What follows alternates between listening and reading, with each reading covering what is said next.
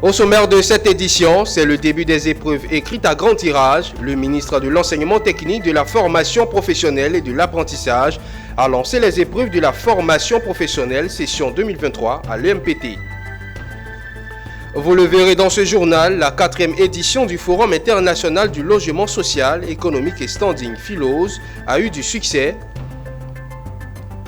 Et la transformation du service public a fait l'objet d'un partage d'expérience du ministre du Budget du portefeuille de l'État au cours des journées de la fonction publique 2023.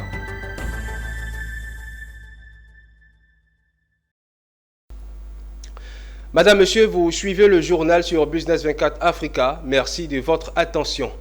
Le ministre de l'Enseignement technique, de la formation professionnelle et de l'apprentissage a lancé ce mardi matin à l'école militaire préparatoire technique de Bingerville les épreuves écrites des examens à grand tirage de la formation professionnelle, la session 2023. Répartis dans 88 centres sur l'ensemble du territoire, ces 28 511 candidats vont se soumettre aux épreuves écrites afin de décrocher leur CAP, BEP, BT ou BP. Occasion pour le ministre Kofi N'Guessan d'inviter les candidats à faire preuve de persévérance et à s'intéresser davantage aux filières de l'enseignement technique et à la formation professionnelle. Le compte-rendu de Konena Nourgo et d'Ismaël Doza. École militaire préparatoire technique de Bingerville, ce mardi 20 juin 2023. L'ambiance est rythmée par le début des épreuves écrites des examens de la formation professionnelle. Et c'est le ministre de l'Enseignement technique, de la formation professionnelle et de l'apprentissage qui s'est déplacé pour la traditionnelle cérémonie officielle de lancement. Visite du secrétariat pour s'enquérir des dispositions de composition des 212 candidats de l'EMPT, puis visite des salles de composition.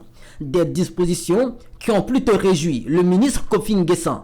Les pays émergents aujourd'hui ont bâti leur système économique sur des matières telles que la mécanique, la mécatronique, c'est-à-dire la mécanique et l'électronique, l'électrotechnique et l'électricité. Ce sont des méthodes, des matières très techniques qui ont permis à des pays émergents aujourd'hui d'être au devant de la scène.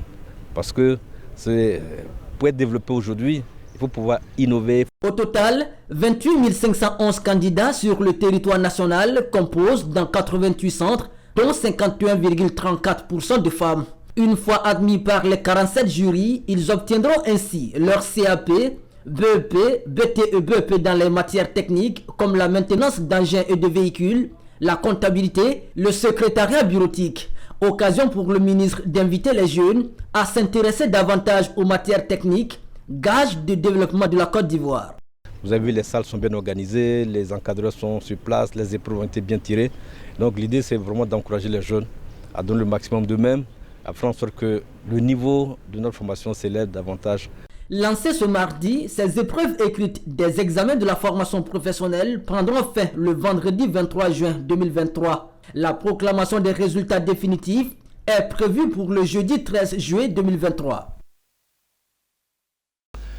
La deuxième édition de l'Université d'été des petites et moyennes entreprises, UEPME, se tiendra le 20 juillet 2023 à Abidjan, au Sofitel Hôtel Ivoire. L'objectif de cette rencontre est d'accroître la compétitivité des PME et le partage d'expériences autour de nouvelles stratégies et pratiques efficientes. Le lancement officiel a eu lieu dans l'amphi de l'Université Nord-Sud de Bonomin. Pierre Tebeu revient sur le programme de l'UEPME 2023. Le jeudi 20 juillet 2023, le Sofitel Hôtel Ivoire d'Abidjan sera le théâtre de la rencontre de la deuxième édition de l'Université d'été des petites et moyennes entreprises UEPME. Au programme de l'édition 2023, des panels, des Let's Talk Business, des sessions de keynote qui serviront au renforcement des capacités des participants ou encore des ateliers de transmission devant aider à transposer la culture de l'excellence et le savoir-faire des pionniers du secteur privé à la jeune génération. Une deuxième édition qui présente un programme très alléchant au vu des différents intervenants. En fait, on a vu une étude de la Société financière internationale aussi sur la compétitivité des entreprises ivoiriennes. Ils ont identifié 5 contraintes transversales. Bon, je n'ai pas toutes les contraintes en tête, mais il y avait une contrainte très importante qui était liée au capital humain. Donc, étant spécialiste du capital humain, je me demande est-ce qu'on a les compétences ici nécessaires pour pouvoir porter les entreprises même et les booster. À la conférence de lancement officielle, les panélistes ont débattu et dégagé quelques pistes de solutions à la problématique des difficultés liées à la compétitivité des entreprises ivoiriennes sur le marché sous-régional. Vous ne pouvez pas consommer ce qu'on n'a pas. Maintenant, il faut produire et puis baser sur ta capacité. Je vais acheter une maison, je demande ma propre personnelle. J'ai un salaire, ça peut supporter les traites.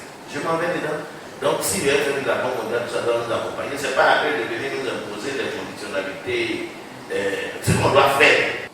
Et moi, j'ai une entreprise ici, je me contente du marché d'Abidjan. D'ailleurs, même aller à l'intérieur du pays, ça ne m'intéresse pas. Je suis essentiellement sur Abidjan.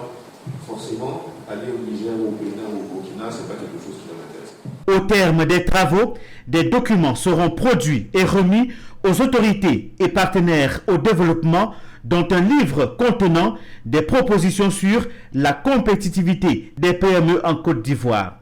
Parlons immobilier dans cette édition. La ville d'Abidjan a vibré du 15 au 17 juin au rythme de la 4e édition du Forum international du logement social, économique et standing Philos. Tenu sur le thème Accès au logement, le Philos 2023 a permis aux promoteurs immobiliers, les gouvernants et les financiers de débattre la problématique du logement en Afrique. Une 4e tenue en présence de plusieurs pays du monde et de la sous-région, dont le Burkina Faso, pays invité d'honneur. Konena Norgo et Ezekiel Siri. Une synergie d'action entre promoteurs immobiliers, gouvernement et établissements financiers pour résoudre la problématique de l'accès au logement. C'est ainsi résumé les conclusions des 3 jours de rencontre entre les différents acteurs du logement à la faveur du Forum international du logement social, économique et standing Philos. Pays invité d'honneur de cette 4e édition, tenue à la Caisse-Table d'Abidjan Plateau, le Burkina Faso, à l'instar de la Côte d'Ivoire, croit fermement en cette synergie d'action. Je reste toutefois convaincu que nos États pris seuls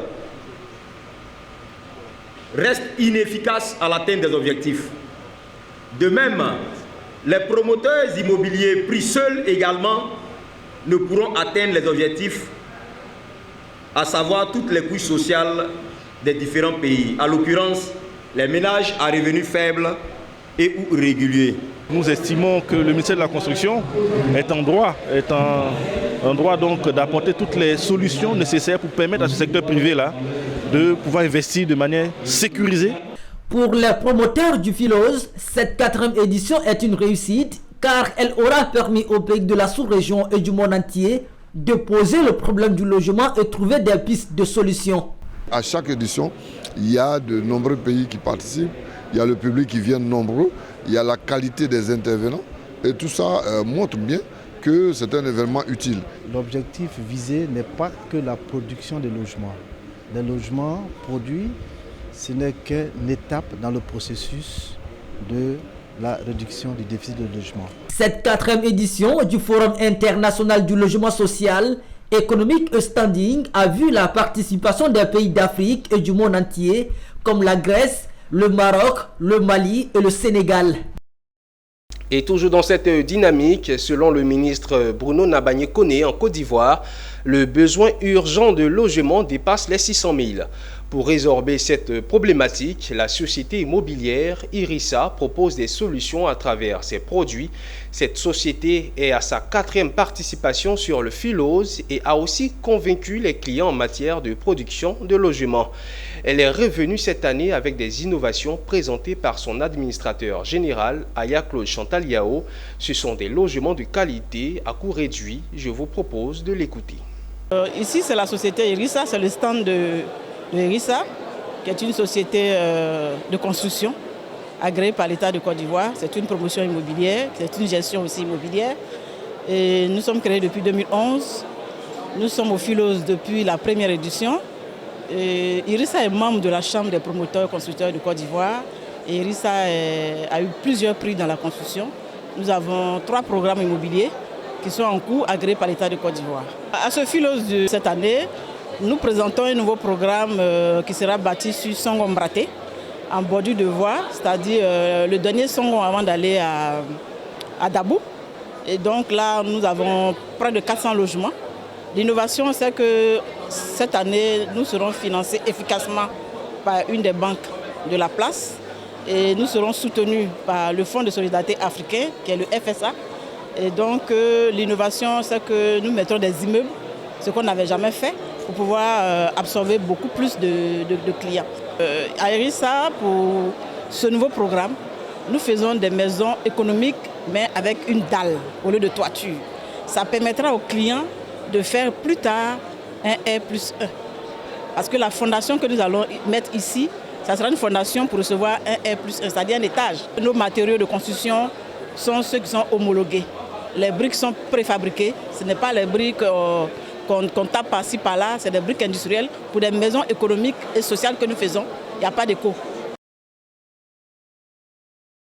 Et parmi les sociétés immobilières présentes au Philos 2023, il y avait le Bureau africain de construction, d'investissement et diverses, BACID. Présent à travers un stand, l'entreprise BACID a présenté aux visiteurs ses nombreux projets immobiliers couvrant tout le pays. Et des projets qui ont capté l'attention du public au vu du monde que le stand a drainé. Koné Nanourgo et Ismaël Douzia pour le point. Parmi les stands installés à l'auditorium de la Kestab, celui du Bureau africain de construction, d'investissement et divers s'imposait fièrement. Présent à cette 4e édition du Philos, BACID SA a présenté aux visiteurs ses offres en matière de logement. Des offres variées, alléchantes, soigneusement présentées par une équipe dynamique, accueillante et à l'écoute des visiteurs. Aujourd'hui, c'est connu de tous en matière de rapport qualité-prix. BACID propose mieux que tout le monde. Nous construisons sur du 250-300 mètres carrés, ce qui n'est pas évident chez les autres promoteurs. Que deux projets que nous sommes en train de commercialiser du côté de Benjerville. Il y a le projet du programme 3 de l'Espérance, qu'on appelle l'Espérance 3. Et puis nous avons la cité Karamboli aussi, qui est le 4e programme de la cité, de l'éco-cité Espérance. Entreprise futuriste et soucieuse de la préservation de l'environnement, BACID SA est résolument tourné vers les cités écologiques. Ce concept est bien réel dans notre cité, l'éco-cité Espérance. L'éco-cité Espérance, c'est un ensemble d'environ 1500 logements que BACID est en train de construire.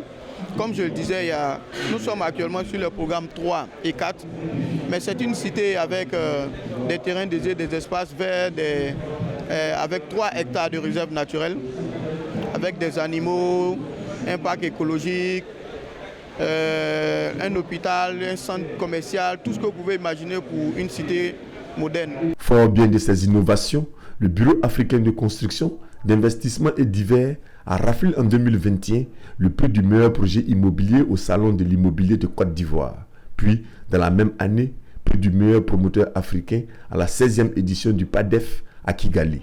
Une réputation parallèle à l'ambition du bureau, celle de mériter la construction de logements moyens et haut standing. BACID peut donc se targuer d'avoir réussi la construction et la livraison de 454 logements dans 2 cités. Un succès retentissant même au-delà des frontières de la Côte d'Ivoire.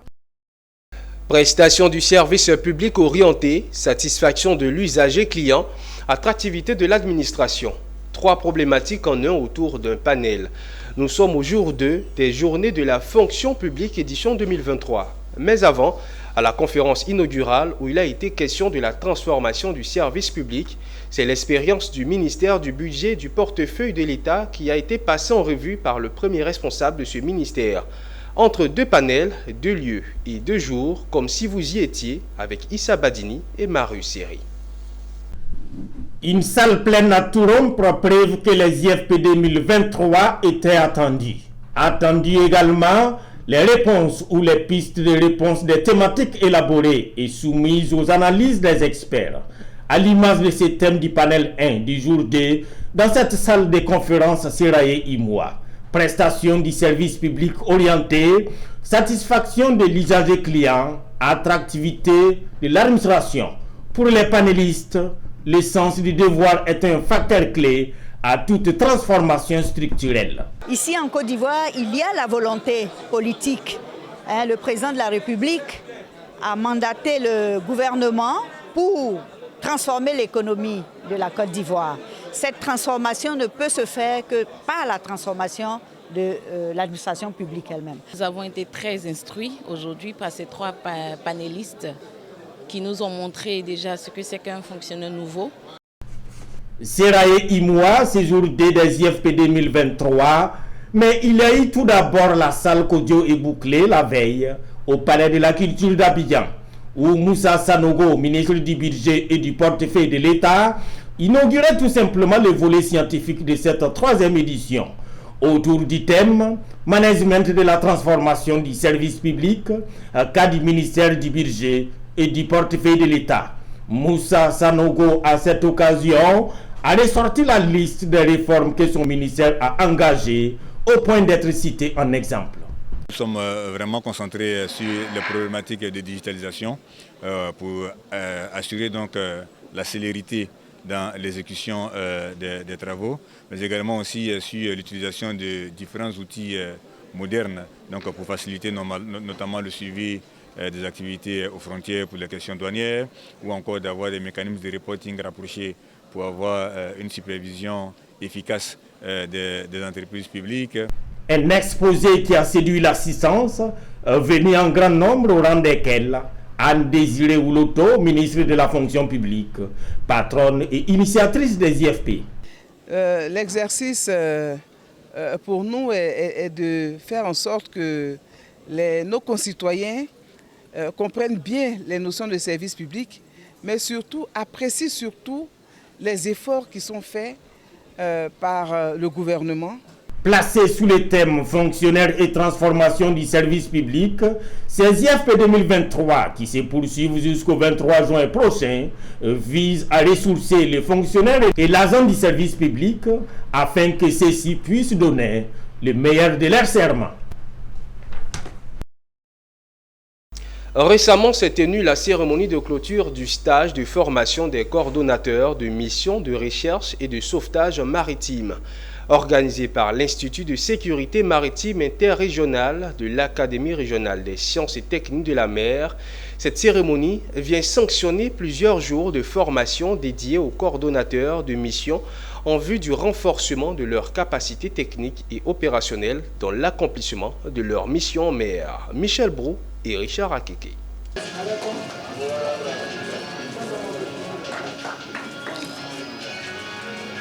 Des missions ayant achevé leur stage de formation qui reçoivent leur parchemin. Tenus du 5 au 16 juin, ces agents ont été instruits par des experts nationaux et internationaux au mécanisme de fonctionnement optimal des services SAR, la gestion des différentes phases d'opération et l'application des procédures d'intervention. Une expérience qui a permis d'améliorer les compétences des coordonnateurs de missions de recherche et de sauvetage maritime. La belle question se pose de savoir que quand la détresse survient, qu'est-ce qu'on fait pour minimiser l'impact de cette détresse et sur la navigation, sur la marchandise, sur la vie humaine en mer. Et donc toujours dans cette quête de chercher à minimiser l'impact d'une éventuelle détresse en mer, nous continuons de renforcer les capacités de nos personnels en charge. Aujourd'hui, étaient concernés ceux-mêmes qui sont au cœur de la coordination des opérations en mer. Aujourd'hui, nous voyons l'importance déjà d'avoir un centre de coordination SAR dans notre pays et aussi quelles sont les missions d'un coordinateur. Voilà. En gros, c'était des riches expériences que nous avons partagées aussi bien avec les francophones que les anglophones et nous repartons de ce séminaire vraiment outillés. Il faut dire que nous avons beaucoup appris. À savoir comment rechercher une personne à la mer, comment communiquer avec les navires afin de coordonner donc les missions. La cérémonie de clôture du stage de formation des coordonnateurs de mission par l'ISMI de l'ARSTM dans le cadre du projet SOEMS Formar a vu la participation de 11 pays issus de la CEDEAO et d'Afrique centrale. Elle témoigne de l'engagement de l'Institut à promouvoir la sécurité maritime et à sauver des vies en mer. Et parlons santé dans ce journal. Les journées d'intensification des activités de nutrition consistent à apporter un supplément de vitamine A et de déparasitant aux enfants de 6 à 59 mois à 40 districts sanitaires de Côte d'Ivoire. Ces journées sont organisées par le ministère de la Santé à travers le Programme national de nutrition. Cette année, ces journées se tiennent du 23 au 26 juin. Elles ont été lancées le vendredi dernier par la formation des superviseurs centraux à l'Institut national d'hygiène publique. Reportage Philippe Zabo. Ce sont environ 2500 enfants de 40 districts sur 113 qui recevront un supplément en vitamine A et des déparasitants du 23 au 26 juin prochain. Des carences anodines qui peuvent impacter négativement leur avenir. Les dernières enquêtes montrent que des enfants de 6 à 59 mois manquent très souvent de micronutriments.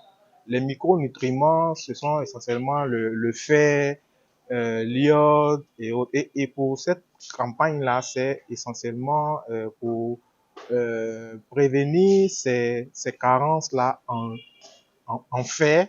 Donc, on donne la vitamine A également aux enfants et on les déparasite. Le déparasitage ici, c'est pour lutter contre les vers qui très souvent provoquent des anémies chez ces enfants-là. Et la vitamine A, c'est surtout pour renforcer leur immunité et leur permettre d'avoir une santé solide. Les superviseurs centraux, formés pour encadrer les agents de terrain et être le lien entre l'administration et le programme national de nutrition, reconnaissent les difficultés de la campagne dues essentiellement au manque d'informations. Les difficultés, en général, il y a des personnes qui refusent, des familles qui refusent qu'on donne le déparasitant à leurs enfants, qu'on donne la vitamine A à leurs enfants, simplement parce qu'ils n'ont pas l'information. Donc la campagne est toujours précédée d'une campagne de sensibilisation. Les troubles nutritionnels sont un problème majeur de santé en Côte d'Ivoire. C'est pourquoi le programme national de nutrition s'est donné pour objectif de lutter contre les carences en micronutriments et élaborer la stratégie pour la prise en charge de la malnutrition chez les enfants de moins de 5 ans. Une parenthèse consacrée au club service dans cette édition. Le Lions Club Abidjan Pyramide et son filleul Abidjan Iroko étaient récemment en activité. Au cours de cette rencontre, le club parrain a renouvelé ses instances après une année réussie. Occasion pour son filleul Iroko de relancer ses activités et planifier ses perspectives. Mon désir Nascimento. Après 14 années à succès, le Lions Club Abidjan Pyramide a procédé au renouvellement de ses instances dirigeantes. Au cours d'une cérémonie tenue le samedi 17 juin 2023, le président sortant Mohamed Salaou, président du mandat 2022-2023, a fait son bilan. Un bilan positif avec non seulement le nombre croissant des actions, les populations impactées, l'accroissement des effectifs, mais aussi avec les innovations, notamment le dîner flottant, la soirée rétro, les balades lagunaires interclub. Au cours du mandat de Mohamed Salaou, le club Abidjan Pyramide s'est aussi illustré avec la deuxième place sur 108 clubs après avoir raflé 2 autres trophées au congrès de Cotonou au Bénin. La cérémonie d'aujourd'hui, qui est une cérémonie de passation et intronisation, est une cérémonie qui regroupe l'ensemble des membres de notre club en vue d'une part de célébrer nos succès et d'autre part aussi de faire une passation de pouvoir entre le président sortant et le président entrant. Au cours de cette cérémonie, en général, nous faisons aussi des intronisations de nouveaux membres qui veulent adhérer au Lions Club. C'est des personnes qui ont été sympathisantes depuis un certain moment et qui aujourd'hui décident de faire le grand saut en devenant membre à part entière du Lions Club. Mohamed Salaou part en laissant un bel héritage à la nouvelle entrante Marie-Paul Gréqui qui entend apporter le nouveau souffle et la jeunesse active au club avec en prime une première activité. Je vais déjà parler de cette action que nous avons menée même ce matin au niveau du centre de santé à base communautaire de Gonzague-Ville où nous avons été là-bas pour pouvoir dépister des enfants de la drépanocytose. Il faut souligner que la cérémonie a été marquée par l'intronisation de nouveaux membres dans les clubs Abidjan Pyramide et son filleul Iroko. Cette occasion a aussi permis au club filleul de se préparer pour le mandat 2023-2024. Et direction San Pedro, le secrétariat exécutif du comité de concertation État-secteur privé a organisé la mission semestrielle. Objectif, maintenir la dynamique d'interaction entre les acteurs publics, le secteur privé, les opérateurs économiques et les partenaires techniques et financiers. Zinab Dosso pour le commentaire. La mission du secrétariat exécutif du comité de concertation État-secteur privé a débuté par des visites aux directions régionales, rencontres d'échanges avec les associations de consommateurs et les coopératives, réunions statuaires du comité local de concertation État-secteur privé, visite de terrain à l'université de San Pedro, entre autres. Des questions en rapport avec les compétences de la SOGEDI, la nouvelle structure de l'État en charge du développement et de la gestion des zones industrielles, sur les questions concernant le volet collecte des droits sur les occupations de domaine public ODP. La 5e réunion du comité local de concertation État-secteur privé. Et il faut dire que cette activité est très importante pour les activités des opérateurs économiques de la région de San Pedro. Elle permet déjà de mettre en scène ces deux organes-là, parce que vous savez que ce sont des activités qui se complètent. Alors nous sommes heureux d'avoir été invités par le comité de concertation État-secteur privé à ce comité local qui s'est passé ici à San Pedro. Nous avons voulu y participer éventuellement pour nous imprégner des réalités et des différentes préoccupations du secteur privé basé ici à San Pedro. J'aimerais dire merci aux différents membres du comité local de concertation qui, au cours de cette séance, nous ont démontré qu'ils avaient la capacité de pouvoir régler certains problèmes. Il faut noter que cette rencontre du secrétariat exécutif du comité de concertation État-secteur privé avec le comité local est la 5e du genre. La 4e réunion, elle, a eu lieu en décembre 2022. Et du 4 au 6 août prochain, Bouaké va vibrer au rythme du concours de jeunes dénommé Défi Talent. Une initiative de la structure événementielle Poularkou Weli pour détecter et révéler les jeunes en quête de vitrine pour exprimer leurs talents. Danse, musique et sport sont les disciplines qui leur permettront de saisir cette opportunité pour se faire valoir. Emmanuel Bonzo. Ils sont jeunes, talentueux et résident à Bouaké.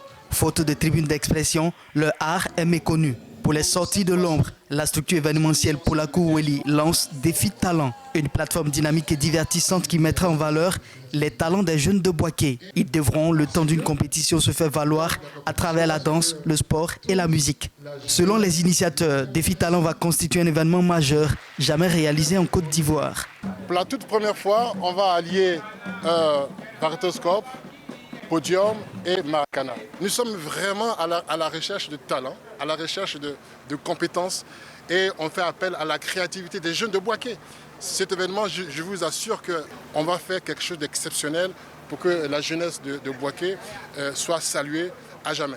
De toute l'histoire de la Côte d'Ivoire et de Bouaké, on n'a jamais vu un tel événement qui va réunir tous les talents et en 3 jours pour donner une plateforme d'expression. Donc c'est vraiment de l'inédit. Prévu du 4 au 6 août 2023 à l'ancien stade de Bouaké, Défi Talent est donc un pari que prennent les initiateurs pour permettre aux jeunes de briller dans les disciplines retenues pour ce concours artistique et sportif. Pour cette première édition, chaque catégorie sera composée de 10 équipes en provenance des différents quartiers de la ville.